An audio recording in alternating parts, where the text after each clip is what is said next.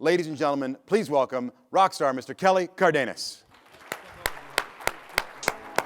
Yeah, this album is dedicated to all the teachers that told me I never amount to nothing. To all the people that lived above the buildings that I was hustling from that called the police on me when I was just trying to make some money to feed my daughter. Hold on. Can you hear me now? Yes? Give yourselves a round of applause real quick. Yes? We tried to get it moving. It's good now. I think that I'm the first person at servant leadership to come out to Biggie Smalls. So you can give me a round of applause for that one. Yes? So you're good. We won't. I'd love to play it the whole time. I was loving it because when you said rap, somebody said rap earlier. My friend, right? Is it Christine?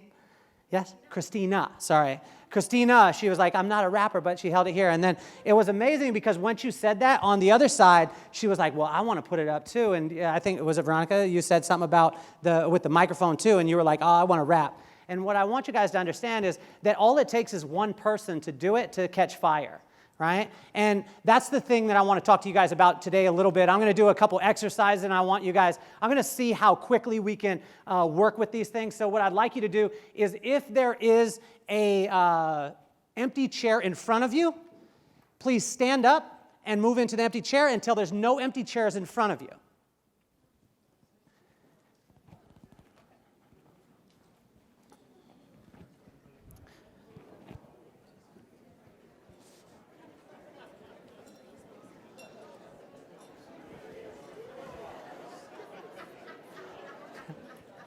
We didn't get it. Yes. Do I need this? Oh, yeah, I will need the clicker, too. Cool. Thank you. Good. Let's move it, people. Let's move it. Some of you were very confused. You were like, well, what did he mean? I said, if there's an empty chair in front of you, please move up until there's not an empty chair in front of you.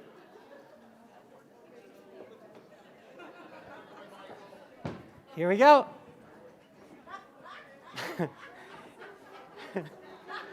Love it. Look at that. Michael, where are you from, Michael? Minnesota. Good stuff. All right, if there's an empty chair in front of you, then please move up until there's not an empty chair in front of you. Please move up until there's not an empty chair in front of you. Are they at the bathroom? Oh, you are. So that's empty. So keep moving. Let's do it. Come on. You guys have all been to church before. I'm like an usher in church. Come forward. I got two up here. Two over here. I'm going to teach you a couple of things. I'm going to keep saying this, though. If there is an empty chair in front of you, please move forward until there's not an empty chair in front of you. If there is an empty chair in front of you, please move forward until there's an empty chair in front of you. Thank you.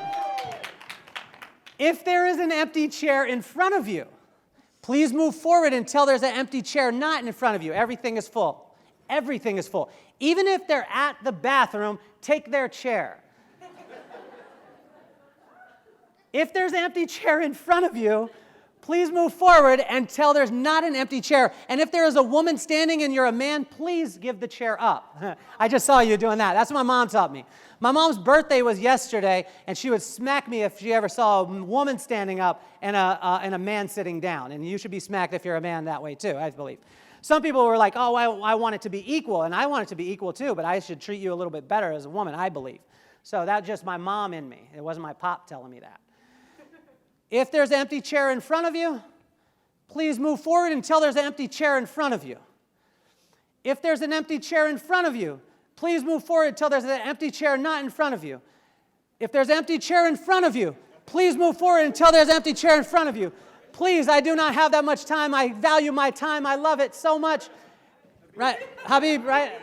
If there's an empty chair in front of you, please move forward until there's not an empty chair in front of you. I mean exactly that. I'm a simple guy. You're going to notice this. Like, I barely graduated from high school. There's no tricks here at all. All of you are like, what's he trying to do? Is he working on my multiple intelligences? No, I'm saying if there's an empty chair in front of you, please move forward until there's not an empty chair in front of you. Are we good? Yes. Perfect. The reason why I told you that, the first thing that I want you to write down, I want you all to write down things today because it makes me feel better about myself and I can go home and have a great marriage when I'm done. Because in the event that my wife does not listen to me, then I will simply say there was 250 people that did. Maybe I'll hang out with them. The first thing that I want you to write down is success is not a good negotiator. Success is not a good negotiator. And then the next thing I want you to write down is Kelly Cardenas is a good negotiator. Because I'm willing to stand in it until I get exactly what I want. What I wanted is everyone towards the front. It's going to give me more energy. It's going to mean that I give you more. And when I give you more, maybe you'll give me a better review. And when I get a better review, guess what? I might be here next year. That means I'll have a job. My kids will be able to go to school, have a great life. And then they'll love their dad even more. Not because I gave them things, but because I could give them a different life than I had. And if you want that, then you will sit in the chair that was empty in front of you. You see, success is not a good negotiator. I am. Because I'm willing to stand in. The first thing I want you to write down, stand up. Second thing I want you to write down is dig in. And the third thing I want you to write down is see it through. You see, as leaders, as servant leaders, you're going to be posed with this situation. Those three, if you took anything away from me today, all you need is those three and your company will be successful. When you stand up, and you, like you guys saw it earlier, do we have a person that's a volunteer? Someone stands up. You were freaking out. How many of you guys did that and your heart started to beat a little bit more? Thinking, well, what if I stutter over my words? What if this happens? What if that happens? I'm a public speaker, and I still did it. I was like, wow, I got the microphone. I'm still a little bit nervous. But what will happen is when you stand up, then you're going to be noticed. People are going to take note, and they're going to take note of what you say. When you say something and you're sitting down, nothing will happen. But the first thing you're going to have to do is stand up as a leader when you go back to your company. You're going to have to stand up, but you're going to have to dig in equally as deep as you want to rise. So your foundation will have to be as deep in the ground as you want it to be able to be built to. So if I want a 50-foot building, I've got to dig down 50 feet to make sure the foundation could support the structure above. The second thing I'll do is I'll dig in because I know that I'm going to get pushback. I got pushback. All of you guys are leaders. You're servant leaders, right? You listen to Ken Blanchard. You listen to Art. You listen to Olivia. Hell, you just listen to Jeff. Jeff was after it, wasn't he? He called the food chow, didn't he? And all of us were like, yes, because Jeff was in it. Like, I was sitting. I even standing straight when Jeff was talking. Yes, Mr. Foley, yes, I'm in. But we're all servant leaders, been through 2 days, and I asked you to give you a simple command, and when I did, then it took a while to be able to get there. You got to understand that it's going to take 10 times as long when you go back to your company. Because success is not a good negotiator. The instant that you start negotiating with success will say, I'll just move on. I'm just going to find someone who will be with me. At the first sign of resistance, success will leave. At the first sign of resistance, leadership will leave. If you haven't stood up, you haven't dug in, and you don't see it through. The reason why I say see it through, give me anybody been in their industry. Jeff, how long were you in the military? How long were you in the military? 32 years. Amazing. So think about this. Give me another in your industry. Who else has got? Can anyone beat 32? Yeah. How many? 36. Awesome. Anybody? Anybody else? 37. 37? Can we beat 37? 37. We got 37. We got 39. Have you worked with the same company for 39 years? Same company. Can you give her a round of applause? Can someone beat 39? Can someone beat 39? Or no? We're good. Yeah? How about a 5-year? Give me a 5-year. Give me a 5-year. Anybody in their business for 5 years? Anyone with their company for 2 years? Perfect. Awesome. What I want you to write down now is I want you to write my industry age as opposed to my actual age. You see, Jeff is a master at what he does. Jeff is 32 years old in his industry. His natural age doesn't matter in his industry, only his industry age does. So if you've been with your company for 2 years, then that means you're 2 years old. And you know what a 2-year-old does? Screams, whines, poops their pants sometimes, and waits for someone to come and clean it up.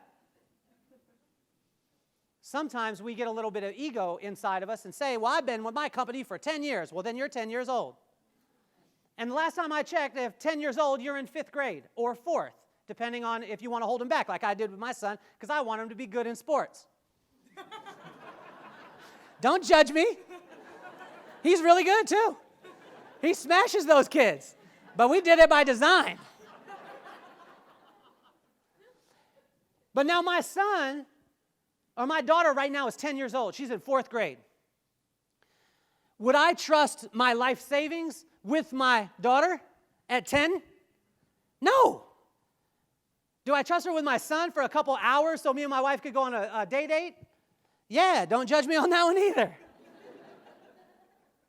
But what I want you to understand is that industry age and your normal age is so very, very important to this equation, because most of the time people walk in saying, well, I got 15 years experience. Okay, you're 15 years old. You can't even drive.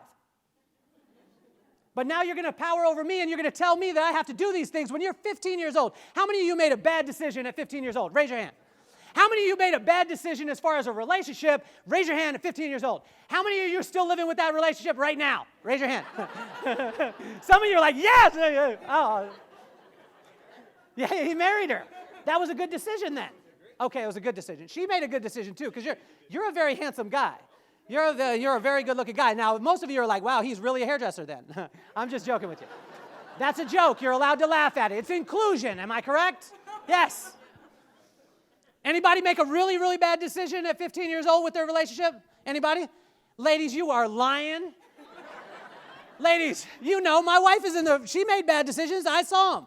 Dude with a lowered car, booming system, all that stuff. She's glad she got me.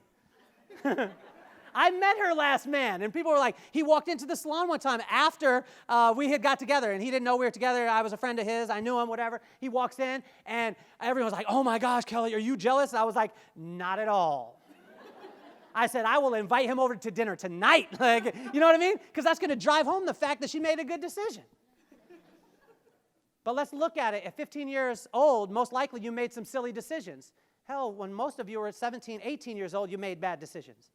So when we start to look at an industry age and we start to look at an actual age, that's where we really need to start to compute. And then if you want to take it even further, then it's how much time you've actually had with the company you're with right now. Because some people try and transfer, like I've been in the industry for 15 years. Well, how many different jobs have you had? I've had 5 different ones. Okay, well, you're 3 years old each time. The reason why I say this is because a culture is not built in a day. It's not. Like servant leadership's not built in a day. I want to share something with you because I brought this right here, which is some stuff that I did when I was 10. But I'll tell you how servant leadership started. In 1984, my dad got involved with a millionaire course. It was the first, what they call now a MLM, but it's actually, it was called a pyramid scheme back in the day. And it was a millionaire course. And you know what they did? They sold you a course for $4,500, which my dad didn't have. He was in the military. He was a tech sergeant. And in 1984, he wasn't making that amount of money, $4,500, and they said, I want you to buy this course. It's videotapes, it's tapes, and all these things. And then what you do is you get the course, and it teaches you how to sell the course to other people. Genius. But inside of it, it gave you principles on how to be a servant leader. When I was in 4th grade, my dad did something that's revolutionary. Peter, I love you. What you said yesterday when you said training without accountability is entertainment. I want to give you a high five on that because I'm going to hold you accountable so you don't just think I'm an entertainer. I want to be an entertainer, though. But what I want you guys to understand is in 1984, servant leadership started. I'm going to pass this around. The reason why is because my dad was a revolutionary. My dad took our house, my brother had adjoining walls. And with those adjoining walls, he took an auto-reverse Walkman. Anybody remember that one? Yes, you're showing your age. Love it. Right? Auto-reverse Walkman. He took the Walkman, he broke the headphones. He broke them and ran one through the wall and then set one inside my pillow and one inside my brother's pillow. He was a military guy, kind of like Jeff, and he said, if you take them out, I will whoop your bleep. So for at least 8 hours a day, 7 days a week, I listened to tapes of motivational speaking. I listened to tapes on servant leadership. I learned how to become a millionaire, how to use other people's money, how to be able to get with your banker, have a great relationship, and things like that. And for 2 years, solid, 7 days a week, 8 hours a day, that's 56 hours a week, over 2,600 hours a year for 2 years, meaning almost 6,000 hours of listening to this stuff by the time I was in 6th grade.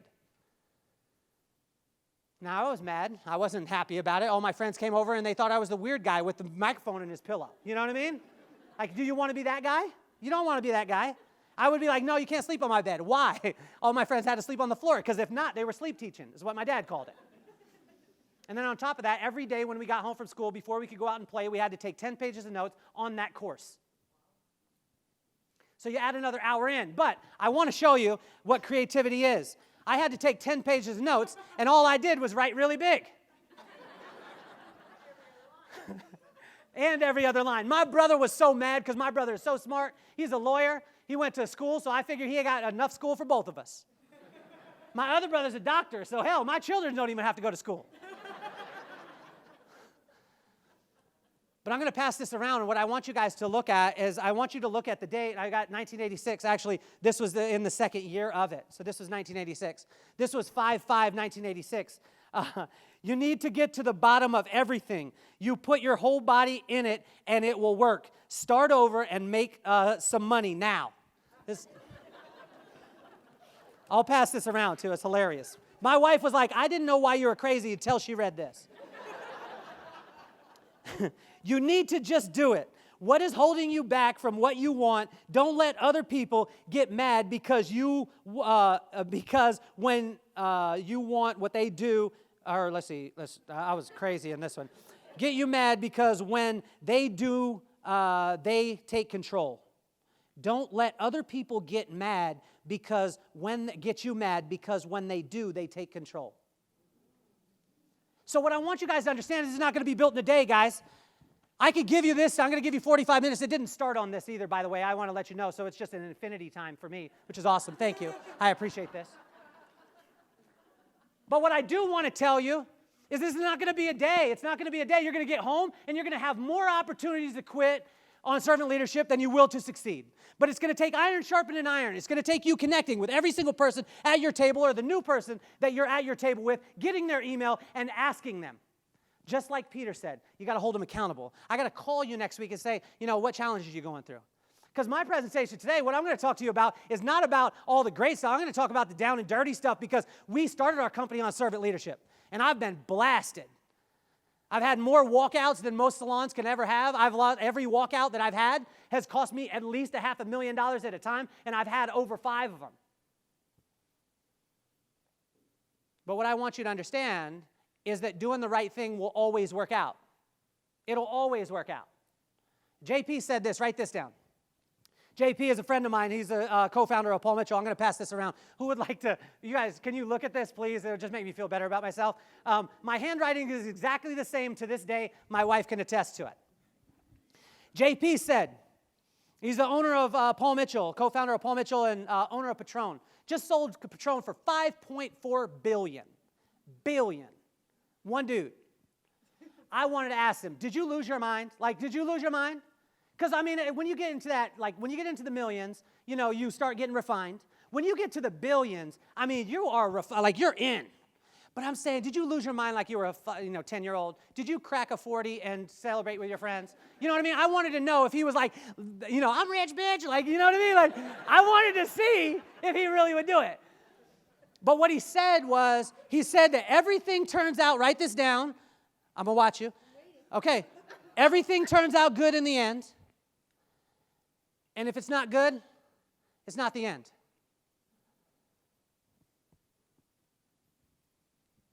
You see, most of us want to go home and we're on fire. We want to build cultures, but we're going to break down culture because it's a great buzzword, but I want to break it down for you. Let me get this one. Do I point it? Yeah. Oh, there we go. Cool. So this word is a buzzword. Everyone talks about, I need to have a culture. I need to have a culture in my business. The challenge is my business is lacking culture. I don't believe that any business is lacking culture. I actually coached one salon that I was working with, and they said, we're lacking culture. That's the reason why we're having challenges.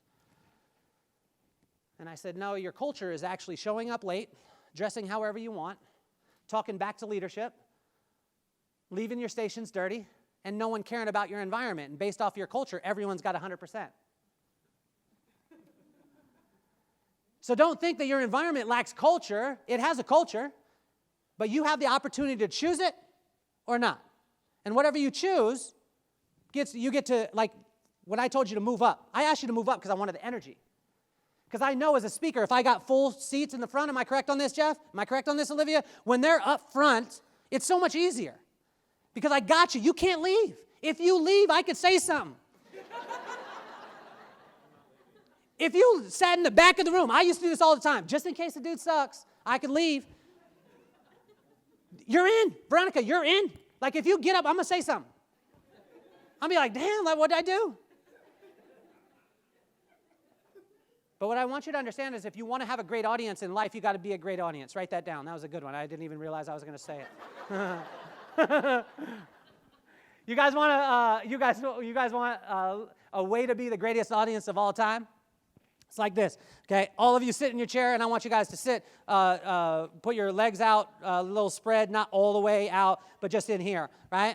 What I want you to do is turn your chairs towards me because the back of the chair will support you. So I was doing this, and it kind of hurt my back. I had my chair turned to the side, and my back was hurting a little bit. So turn yours, right there, got it.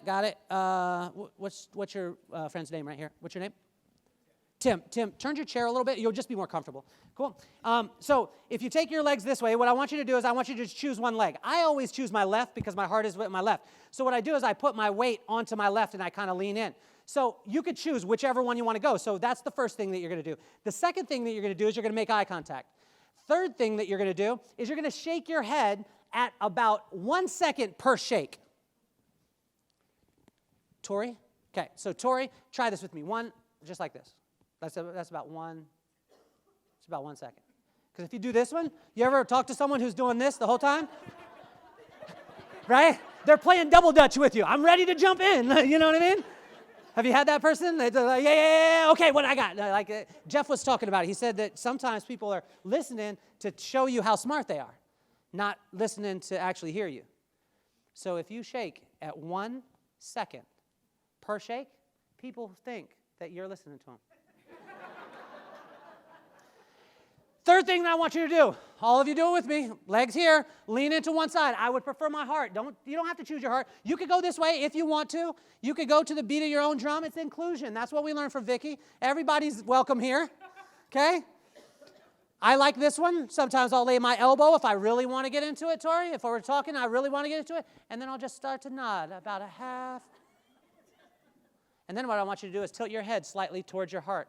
Body language tells you that if you tilt your head slightly towards your heart, that person will engage with you more because they think that you're actually catching what they're saying. If you tilt your head to your left, which is towards your heart, then people will see that you actually, was it John? Jim. Okay, so Jim was like, Jim was really in. He was like, I'm just going to walk like this. Now that would be kind of lurchish, right? So that's going to be the last one, or there's two more. So we got this one. So do it with me, Tori. You got it. You leaned in, and then we're just shaking. We just shake every now and again. And then I want you to, if you want to go to that next level of listening, then you just every now and again you just say, And then if you want to take it to that ultimate level of listening where you draw out everything in the speaker, everything in the presenter, you'll do this one. You'll lean in every now and again. Not on key, like not everyone together. Try this. So shake your head. One. And then just give me, just whenever you want, just Thank you. Yeah. This is the last one. I want you to look up towards whichever corner of the room that you want to, whether it could be the back or straight up, and I just want you to just, almost like you're catching a fly in your mouth. And then come back to it, and then just go back to your shaking. So let's do it. Here we go. We're going to lean in. We're going to go 1 second per shake. Everybody give me a and then look up. And go back to it. Then you'll be a great audience. When you're a great audience, then everybody's going to want to draw from you. I could tell you this, speaking around the world, there's times where people will be sitting and they'll just be sitting back like this and be like, yo, what you got for me? I try and throw things at them. You know what I mean? But I tell you, if you're a great audience, then you'll have great audiences in your life. And if you want your people to be receptive to what it is that you want, then when you talk to them, you'll lean your head to the left. And then when they say something, you'll be, and then come back to it. And it's as simple as that. We'll go on to this first one in culture is I want you to understand, like we talk about this, the reason why, and I think we get too complicated on this, way too complicated. That's what I want you to write down. Everyone gets too complicated on this, and this is probably stops every single person that I've ever, if you're at a party and you're like, what's your reason why? That would end the party. You know what I'm talking about? You're at the bar, like, yo, hey, we're having a good time. Listen to Biggie, Kelly showed us it. You guys didn't get that one. How many of you guys listen to Notorious at all? Yeah, thank you. Appreciate it. I listened to Dr. Dre on the way in to get myself ready for the Servant Leadership Conference. And then I followed it up with Hillsong United. I like juxtapose, you know what I mean? You guys don't think that's funny either, but I do. I'm going to be able to go home and say it. But people get really complicated on this reason why. They get caught up. They get too caught up. Well, what's my reason why? Well, I don't know, the theory of relativity. Maybe it's because the planets aligned and all these things. What I want you to understand, my reason why, is because I wanted to have enough money to go to the carnival and be able to play the games until I won. That's it. Because when I was growing up, we didn't have much money. And my mom would give me $3. And when you go to the fair with $3, you are not winning anything, ever. You're going to have that leathery carny that is going to steal your money every time. He's going to show you the game one time, and he'll be like, look, it's just easy as this. I don't know if this happened to you, Tori. You seem like a smart guy, so you probably didn't do this. You were probably studying. I was at the carnival trying to win the bear. But every time I tried to win the bear, the guy would show me, and then I would do it, and I wouldn't win. And I remember telling myself, this was 6th grade, I said, someday I'm going to make enough money to go to the fair, and whenever I want, and spend as much money until I win. My wife does not like me going to fairs. True story, I was at the Lompoc Flower Festival. I'm in $350 on the basketball. All my buddies are around me. We're having a reunion. All my buddies are around me. I've got my shot. I'm here. I'm thinking it wasn't Steph Curry time. I was still thinking Jordan. I was bricking all over the place. And then $350 in, and I swear, bam, and I kept my arm up. I knew. You guys ever say something to someone and you knew it was the right thing? You guys ever give the compliment to your lady and you know it's on that night? You know what I'm talking about, that compliment? Like right when I threw it up, I knew. I was like, ah, and I knew it was going down. I knew. I just was right here. And it hit. Pow. And all my buddies, yeah, and I was, yes, and the carny was like, ding, ding, ding, ding, ding, ding, ding, ding. When I heard that bell, I thought, man, someone won a prize. And he was ringing the bell. He's winner, winner, winner, winner, winner, winner, winner. And all my friends are screaming. All the people are screaming. All the kids are around me. I'm the man. And one of my friends, that hater, you know that one that you got. You guys all hang out with the one hater that stands next to you and is like, psst, psst. They always got a flat tire. You know what I'm talking about? Psst. Some of you, it's you, right? Some of you just did it right now. Psst, why is he even saying this? I came for servant leadership, not for a carnival. Hit it. Friends yelling. Carney, ding, ding, ding, ding, winner. Hater, right next to me. Man, you could have bought that thing for like $3.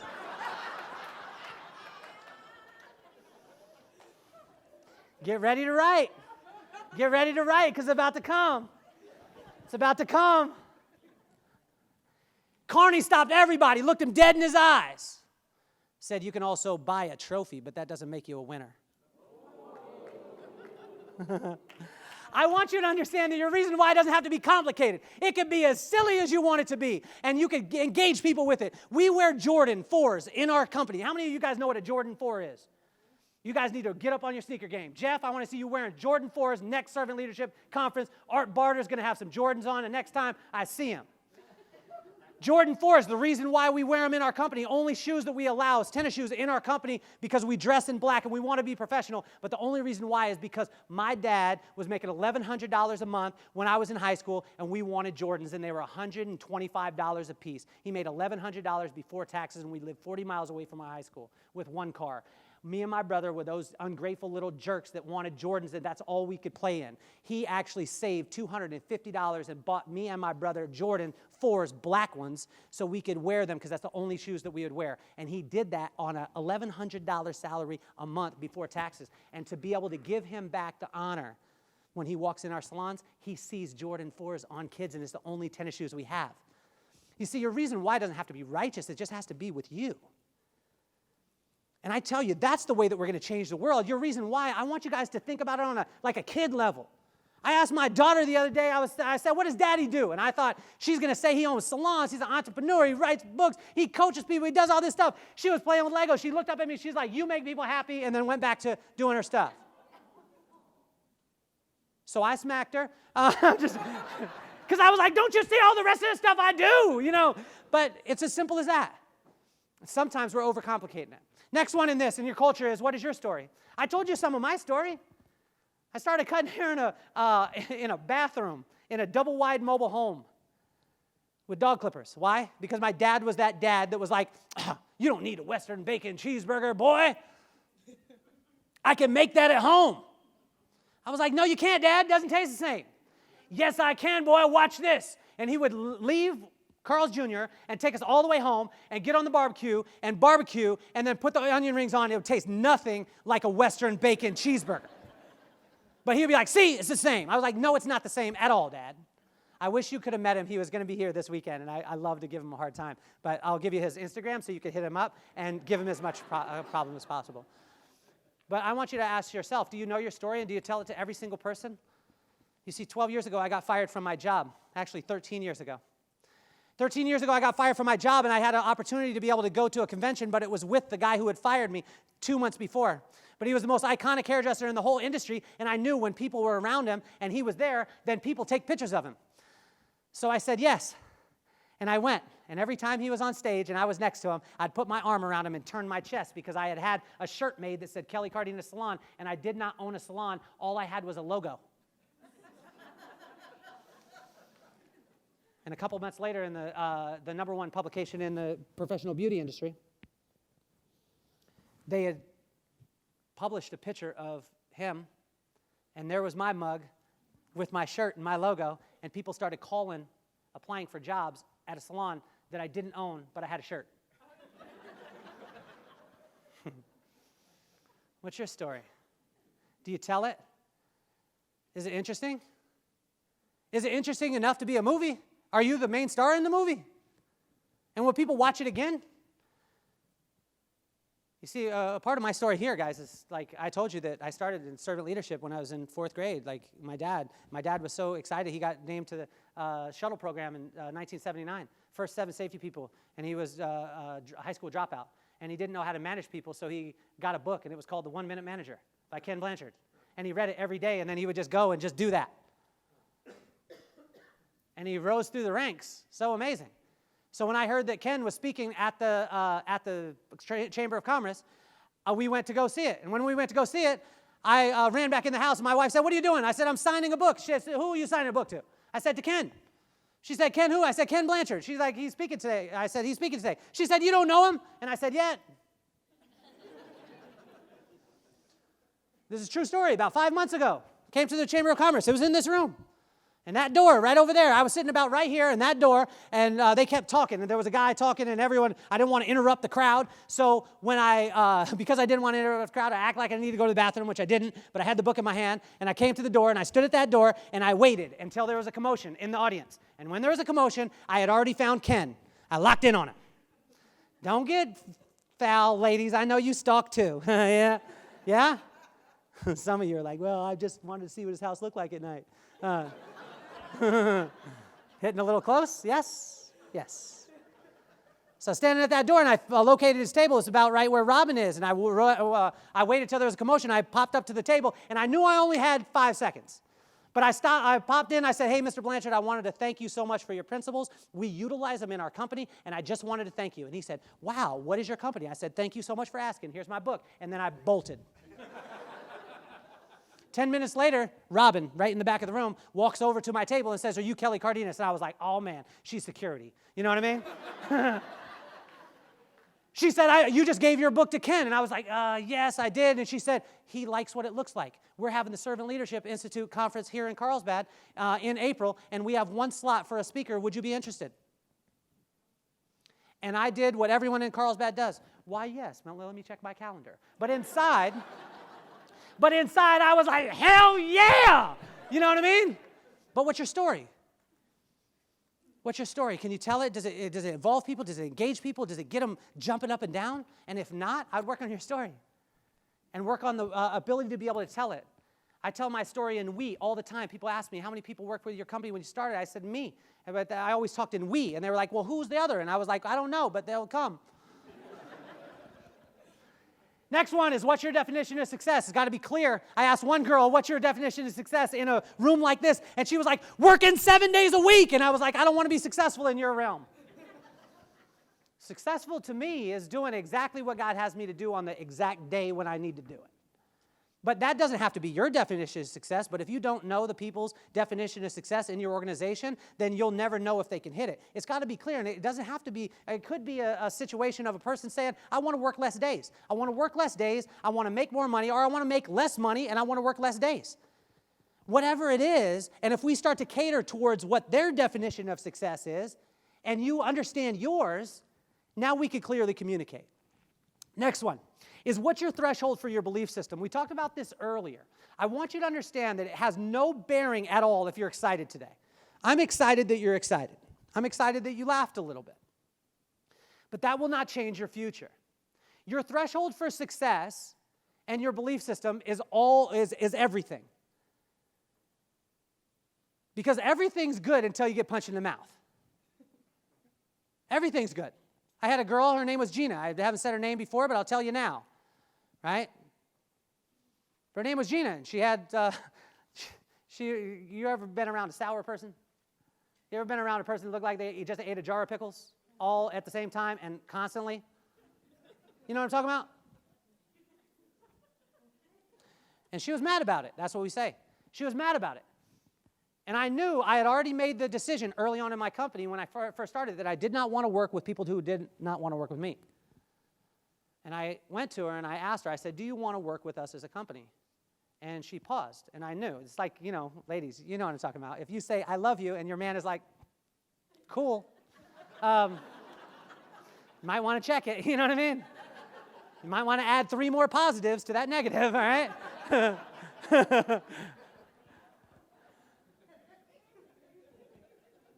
So see, this girl I knew that didn't want to be with the company, but I knew that she had 4 other friends that were going to leave the company also, which was going to cost my company at the time $650,000 in revenue, in lost revenue, in 1 year when I made that decision.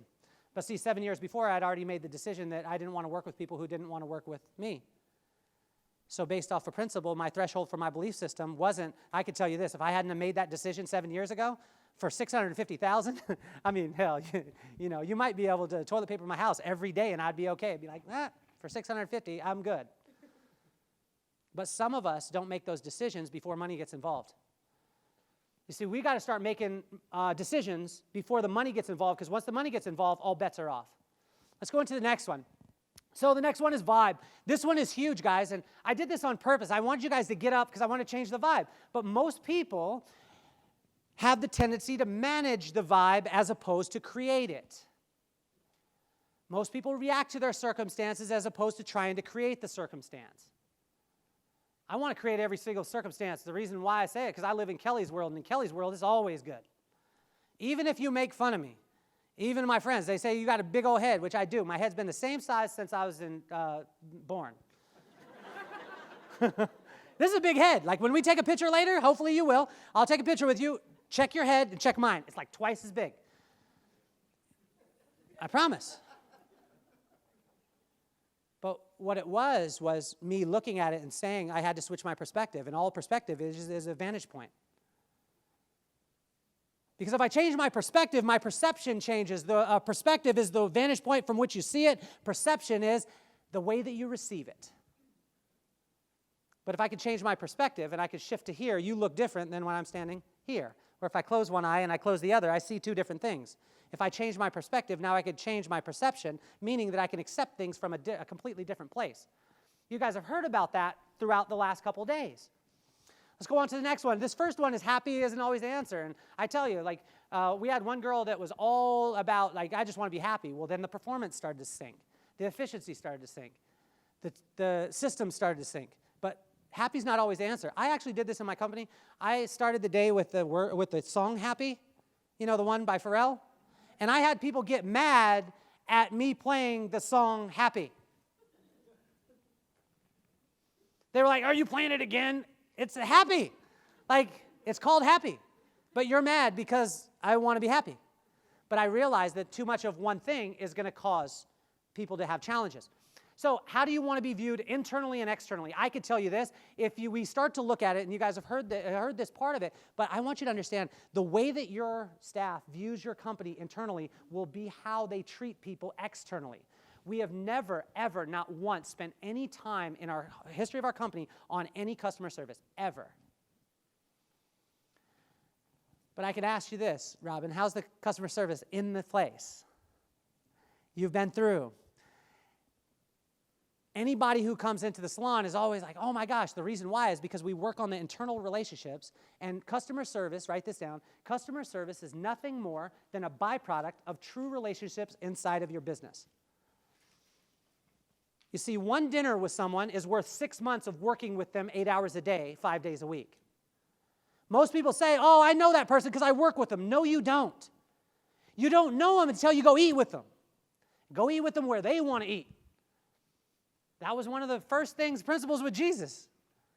He ate with the troops. He broke bread with the troops. But he didn't have them come to his part. I used to think like, oh, I want to take everyone to a nice dinner once I have enough money. But you got to realize that there's some people in your company that are like, I don't feel comfortable with that place. I want to go to Arby's. And you need to go to Arby's, sit down with them, and have Habib serve you. That's a joke. I don't think he works there anymore. But however you want to be viewed internally, it'll be how you want to be viewed externally will be how you treat your people internally. The next one, how can you manipulate the vibe in your environment? You see, I believe that there's indicators this way, and there's just little vibe manipulators. One of the things that we do is we do a powwow every day, and every single time, Todd, that we have a powwow, every day somebody else gets to do the powwow. And during that powwow, they get to choose the music. And you know what? They have the power to change the powwow sheet if they want.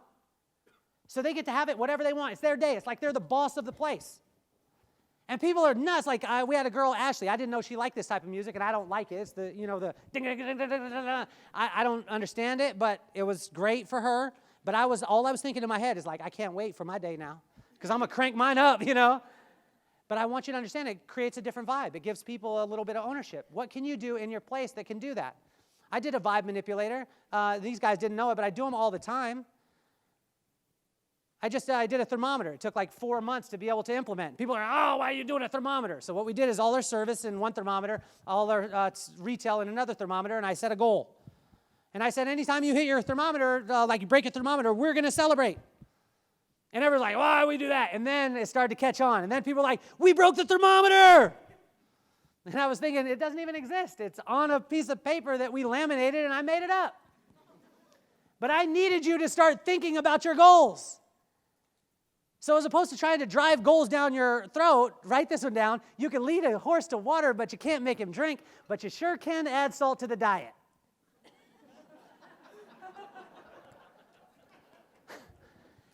You see, I believe vibe is a systems-based success. It really is. I changed my vibe this morning. You want to know why? Because I ran a mile, I drank a green juice, and I ate an apple. I know I'm going to be on fire when that happens. 5:30 this morning, I ran a mile. It was slow. Don't judge me. Drank the green juice. Now, I didn't tell you what I ate last night, but I'm saying I felt more healthy and organic today. But there's things that I put in my life that I know that I can manipulate the vibe. Are there things in your life that you know that you can manipulate the vibe and have a great day? Are you choosing your vibe or are you managing it? Let's go on to the next one. Process and procedure. I put this third. The reason why is because most people go to process and procedure first. But you got to understand, guys, rules without relationship will cause rebellion. Rules without relationship will cause rebellion. Number 2, lack of clear vision will destroy hope. And I tell you this, once you destroy hope, you cannot fix it. You cannot fix it. Ladies, anyone ever been in a relationship that you lost hope? Anybody? And then you tried to fix it. It was like putting duct tape on a bathtub. You know what I'm talking about? It might stand for a little bit, but it's going to be leaking all over the place. It's never going to be the same. And I'm not saying that things can't be fixed. But what I want you to understand is that you should take hope in your organization and you should put it at the highest level and you should protect it at all costs because once it gets cracked, it's very hard to be able to come back. That was a rhyme and it was right on time. There we go. Next one is resting places. We took a picture of all the places in our locations, and what we did is we set it exactly the way that we wanted it to be. And then you know what we did? We took a picture of it and we listed out where everything was. How simple was that? Imagine if you took resting places and you put them in your environment where if you wanted the place to look a certain way, you just took a picture of it set it up exactly the way you wanted it, took a picture, and then listed it off. And then when a person was like, I didn't know where it went, because that was me all the time. My mom was like, clean your room. And I would come back and she'd be like, you didn't put everything back. And I'd be like, I don't know where it went. If my mom would have knew this, she would have took a picture of my room when it was clean and listed it all out, and then she would have been like, here, Go back and do it. So much easier to follow a picture. Maybe you do it with videos. But do you have resting places in your organization? Do you have resting places as far as a mentality? And what is that resting place for the people? Now, the procedure is not what you do, but why you do them. Super important. And if we're not clearly communicating this, guys, I tell you, like, I got in trouble. I had one girl quit my company. The reason why is because I made everyone make their bed every day and send a picture to an accountability partner in our company. And people got smart. They took one picture and then kept sending it. So what we did is we actually had them put a newspaper next to it on the bed. And I had one girl say, "You're getting into my private life. Why are you doing this?" Well, I didn't tell her a clear reason why I was doing it, but the reason why is because I wanted her to accomplish something right off the bat when she woke up. And I wanted people in the organization to see her as a leader, that she was keeping her place clean, because she can't be sloppy and lead people. And I failed on that. So now, and that last one, this is my favorite part, is procedure is nothing more than a list of your screw-ups. If you take anything from me today, take that one away. And go back to your organization and say, "Guys, all our procedures are nothing more than a list of our screw-ups, so I want you to screw up today because we need some new procedures." Think about it. How many of you guys screwed up at least in the last month? Last week? Last couple days? If not, you're not trying hard enough. You need to screw up. Write it down. It becomes a system. Succeed. Write it down. Becomes a system. But there's not as much yay on succeeding, because you're just like, "Yeah, I beat my chest. That's who I am." But when you fail and then you write it down, you're like, "I ain't going to do that one again." I did. I was married before. It wasn't great. But I wrote that bad boy down. It's a system. And now I have the greatest wife in the whole entire world. Right? So it's a list of your screw-ups. One of my procedures is to have a wife that likes me.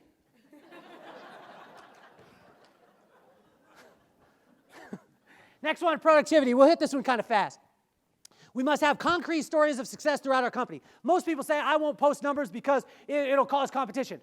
You want competition with yourself, but people need to know something. Write this down too, Peter. I see you. Watch. Write this down. A goal accomplished that's not celebrated publicly is as if it never happened. Some people say, "I love going to the gym." I got one of them right there. Her name is Jenn. She's like, "No, I love the gym." No, you don't. You like what the gym does to you. If you went to the gym and got fatter, you wouldn't like the gym anymore. "I like eating organic." No, you don't. You like the way your body feels. You see, most of the time we think that, "Oh, I got to fall in love with the process." Yes, you got to be okay with the process, but you got to have a result that will that will take you through the process.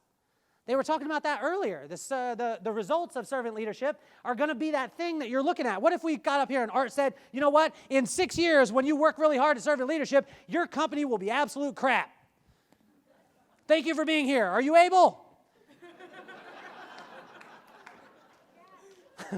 Yeah, some people, "Yeah, I want crap." Like, "No, I don't. I'm out." Next one. You got to have your best days and best weeks. I talk about this all the time. What are your leaders doing? I can tell you this. Whatever your leaders are doing, subtract 20%, and that's what your crew will do. How much ever your leaders are complimenting your people, take away 20% of that, and that's what your people will do. So your leaders better be maximized by your systems. Because if they're not maximized by their systems, you got to understand, guys, if I'm hitting at 80%, my company standard will be 60.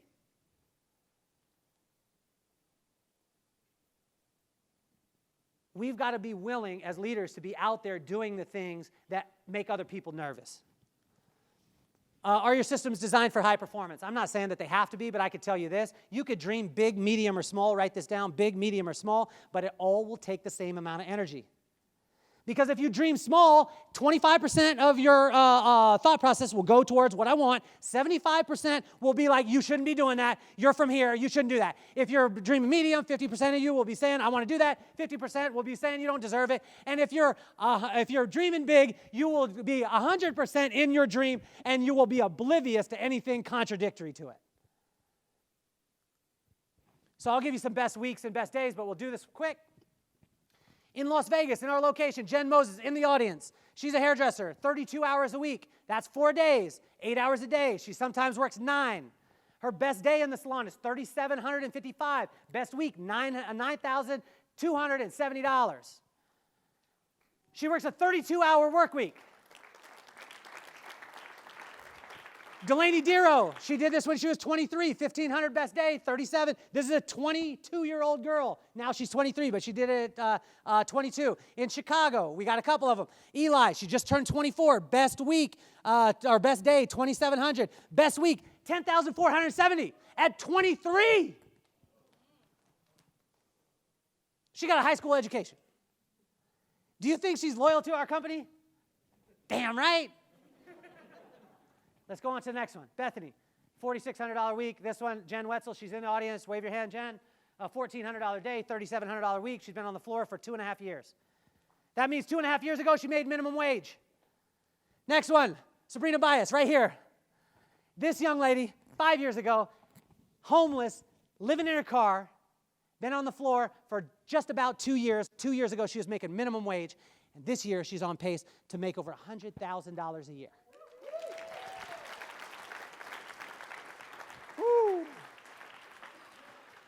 I don't know if you're feeling this. I'm feeling this. So that's good. As long as one person's happy, that's what my mom said. As long as one person's happy, I'm good. And that person's me. So, Salt Lake, there's a couple more. I post these. I talk about them all the time. I want to know people's best week, best day. And when I show this to people who aren't hairdressers, you know what they start to say? Wow, that person's serious. Well, yeah, I'm serious. My dad asked me this. He said, you ever seen a half-pregnant woman? He said, you are or you aren't. And I ask you today, you pregnant or you're not? You a servant leader or you're not? Ask yourself that. But it's going to be a long road. Let's go on to this one. This one is one of my favorites, innovation, and we'll list these guys off, and I'll list them quick. These are innovations. Well, you need to have innovation in your company, and you need to breed it. You need to talk about it. You need to allow people to be able to do it. So when we did these are some examples of it. Online store, Eli did that. Sabrina did social media. We got Selena did a Where You At, which every 8 weeks to a quarter in our company, we have a Where You At. And you know what we talk about? Where you're at. And we do it with 4 legs of a table. Table has 4 legs, it can stand, yeah? Personal, professional, spiritual, financial. One of the legs is off, your table is going to be wobbly. And if you go outside those lines, we keep it simple that way, but we ask you what you're doing to be able to make sure that those are shored up. Innovation is one of the things that is not in larger companies a lot of times because people have the tendency to say, oh my gosh, like, you know, maybe I can't do anything. But I tell you, when you give people the opportunity to screw up as much as possible and then innovate a system because of why they screwed up, now they come to work saying, like, I'm free.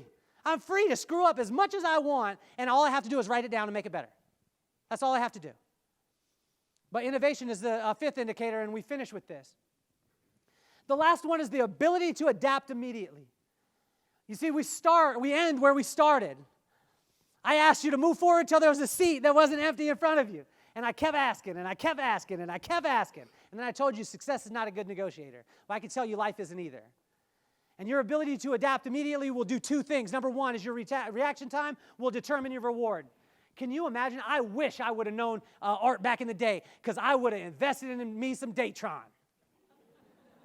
You know what I'm saying? Can you imagine back in the day before he ever bought it and you were like, yo, you know, Art, I got like $25. You know what I mean? Let me throw it down on Datron. He's like, Datron, I'm not even going to buy it. Well, if you do, put in my $50. Can you imagine?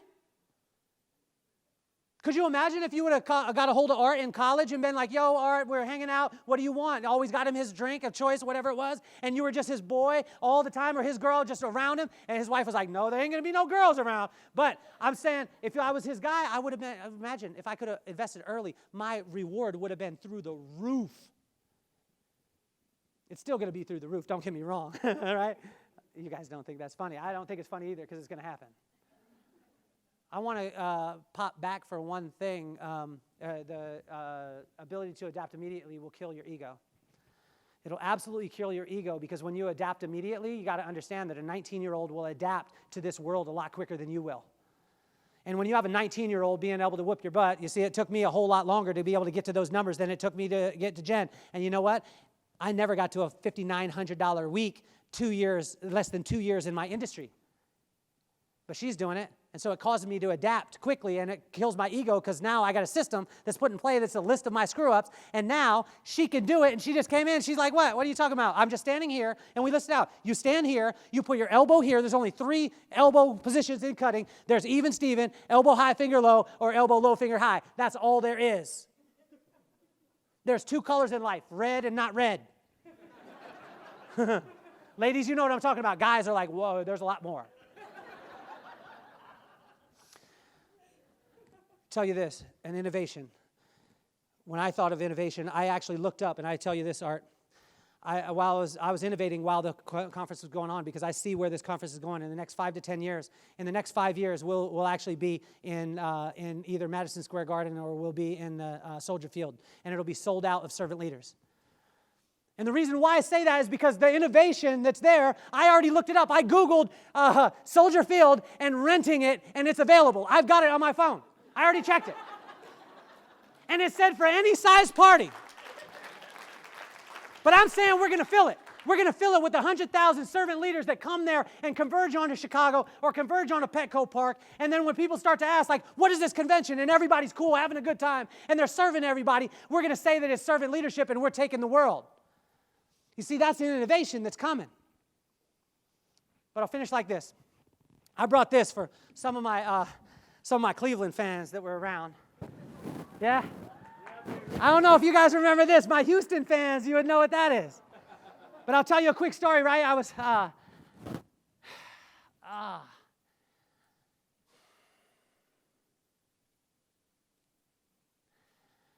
it was Christmas time, and I was in 11th grade or 10th grade. And I lived in California, and the internet wasn't available, so Oilers, I was a fan, but they had no sports stores that had the Oilers jackets. And all I wanted was the Oilers parka the whole time. That's all I wanted. All I wanted for Christmas. And my dad, the first time, we were living in a double-wide mobile home 40 miles away from my high school, and my dad he was a caretaker for a school.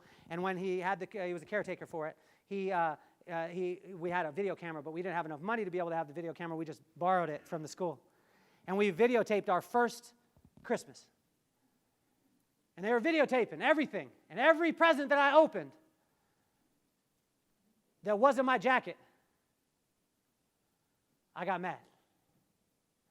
And the whole time, about an hour of opening presents, everyone goes around. My family does it, not the smash and grab. They do one present, all over. And for an hour and a half of opening presents, every time I opened a present, I opened it up, looked, it wasn't the jacket, I was threw it off to the side. And I was pissed the whole time.